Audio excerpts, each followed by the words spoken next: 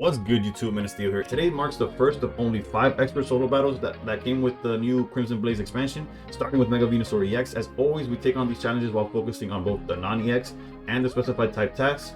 There will be a separate video covering the beat this with 12 Crimson Blaze cards. That will be out very soon. But with that said, if you find this video helpful or enjoy all things Pokemon Pocket, please consider subscribing, as I'm trying to reach 2K subs by the end of the year. So thank you in advance. If you've watched my videos before, you already know how this goes. But if you're new here, we start by breaking down the deck that we will be taking on before I go into what we'll be using. And the key things to note about this Mega Venusaur list is actually its shortcomings. Nihilego is one addition that I found strange, mainly because obviously it has synergy with the fact that Mega Venusaur poisons, but until you get to Mega Venusaur, it doesn't really do anything. They're not playing Poison Barb as an additional way of poisoning. And it's not like it could attack, right? They're playing only Grass Energy, so the majority of the time it has like no value. And bouncing off the fact that they're not playing Poison Barb, they're instead playing Leaf Cape, which I just realized I did not put onto this list, but trust me, they're playing 2 Leaf Capes, which does make the Mega Venusaur harder to beat because it does go up to an abysmal like 270 HP. But the previous 2 stages still fall at or under the range of 130 HP, which is just in range for a specific strategy we'll be getting into. We are tasked to beat this deck with only Darkness Pokemon, and there's a strategy that just so happens to meet that requirement, and it's far too fast for this much slower Mega Venusaur strategy, and that strategy is Hydreigon. To no one's surprise, from the moment I read Hydreigon, I knew it would become a solo battle staple, like a mainstay, like for a very long time, if not for like the rest of Pokemon Pocket, the same way like Rampardos is for fighting, the same way Togekiss has been for psychic. This deck is very capable of taking down any solo battle, but in this instance, it also happens to check the boxes of Darkness only and no EX Pokemon. The only thing that makes this version we're using for this battle differ from what is being used in competitive tournaments are the non-Darkness Pokemon like Chingling and Indeedee, or the EX Pokemon, although Indeedee also counts, like Mega Absol. But in this case, they're truly not needed. There's actually a world in which we don't even play the Absol that we're playing, mainly because, yes, it could hit the bench, but if you simply just find Hydreigon, more often than not, you're able to knock out the Venusaur line way before it gets going, and there isn't much more to it. Double PCL and Cape is to replace the lack of Indeedee's constant healing, and Sabrina serves as a way to drag out Bulbasaur if they're trying to build it up in the backline, or get Venusaur out of the way so you can knock out a Nihilego for the win. Overall, this deck is very flexible and super efficient at taking down the solo battle. So with that, I'll leave y'all with some gameplay showing the deck in action. If you have any questions, feel free to leave them in the comments down below. And if you're missing any cards for this list or any list that I have on my channel, make sure to join the Discord, as we have a growing community that's constantly helping each other out. Thank you for watching, and above all else, stay pro. I'm going first, which means if we start Dino, Rare Candy. Oh, I thought we had. I saw the Pokeball, and I thought that was it. But basically, yeah. If we find Rare Candy with the research, or just our draw next, or our couple of draws that we have in the next turn, we just start swinging Hydreigon for the rest of the game, and it's over. Especially. I'm actually gonna go Pokeball first because we're aiming to find Rare Candy at this point. Double Dino, and even then we're not that rushed. It will just show us exactly how fast we could do it. But realistically, we don't need all that. Like next turn, like this Bulbasaur is gonna be able to tackle, which is a little scary because of the weakness. But then if they go into Ivysaur, is gonna Synthesis. That gives us the Bulbasaur attack turn, and then the Synthesis turn. Like, we'll have time to build up. I mean, to find the Hydreigon pieces, just to knock out whatever's in front, and that's like the end of the game.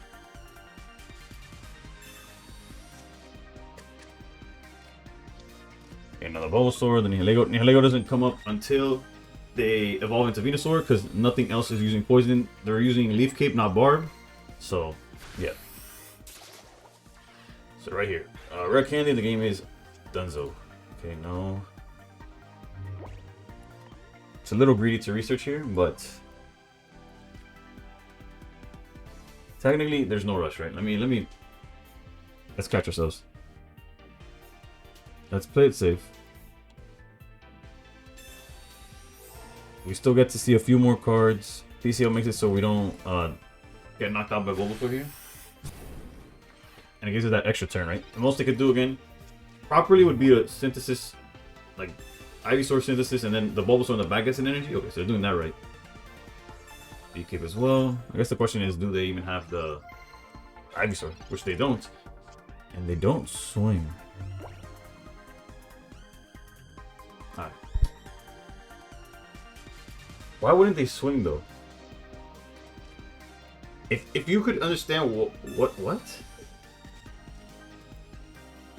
If they would swing for 40, I'd be at 30. It's not like I have Rocky Helmet. If I had Rocky Helmet, then maybe I could see a line where they wouldn't want to attack, but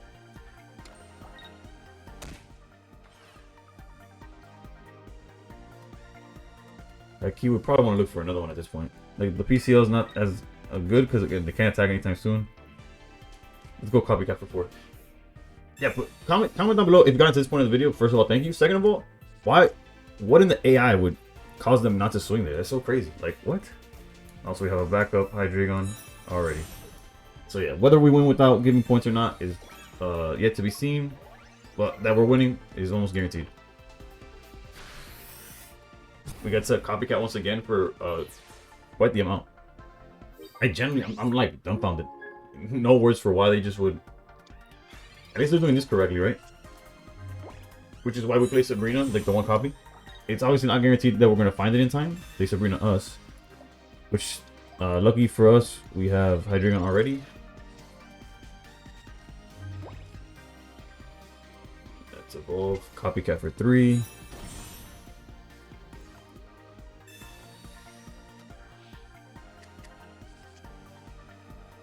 There's the Sabrina for next turn, unless they already go into... Actually, I think I'm not going to swing here. Because I'd have to go double nihil. Oh, wait, we could technically do it like this then. You know, for 30. But, just to get in there.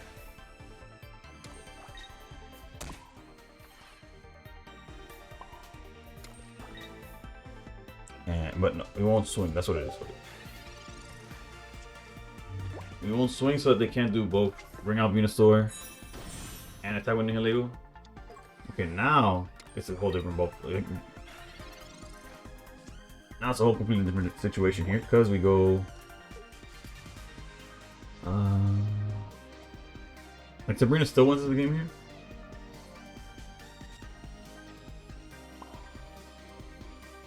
Like this, knock this out. Next turn we lose the Hydreigon, but then we finish. Okay, game's basically over. If they hit us for 120, we low-key could survive. I don't know. Actually, no. I think we lose because of the poison anyway. So let's just hold it as is.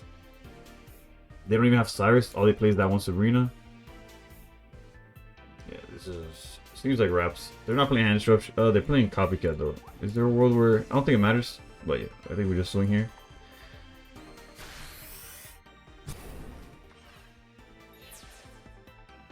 Clearly, our Hydreigon at least is done so, but we bring out the one in the back. Sabrina, game over. Which is like probably differs a little bit from like the list that you see in tournament play of Hydreigon. Obviously, this is not a competitive version of the deck. But it's close to it, right? Given the parameters that we're given, or that we give ourselves in this video, like we're doing the non-EX, we're doing only darks, etc. So it's not like we're playing Chingling. Granted, it'll be terrible in this matchup, but like no Chingling, no Indeedee to heal. What else? No Absol because it's an EX, etc., etc., etc. But yeah, we just go Sabrina. Take advantage that they put the guy on the board, on the bench. Otherwise, the play would have been go like the Absol, start poking at the Venusaur in the back. Eventually it comes up, double tap it, and hope it gets us there. But as you saw, that always works. I mean, not always works. This one worked. But as always, we do multiple examples. So let's jump to example number 2. All right, going second this time. So we don't have the play of like automatically going into Dino as a follow, but now we have a better play, especially if they evolve into Ivysaur. Again, all dependent on finding the right candy. We already have the Hydreigon half, so.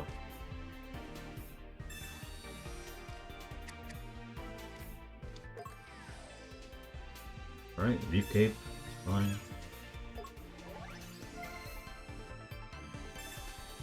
In both games, they've added Leaf Cape to Nihilego, which obviously doesn't get the buff, but interesting. I wonder if it's like geared to play around Copycat, like, oh, just lower hand size, please, like diminish hand size, like if that's in the code somehow, or to some extent. Right, obviously, we're looking for Ricken. Okay, and that's basically the end of the game. That's crazy, dude. They're not playing Hand Disruption. There's no Mars. There's no red card. No Iono. Like nothing like that, right? At most, what they could do is play Copycat and get a 5-card hand as well. But that's not gonna save them at this point. Whoops! Almost ripped my ear off. But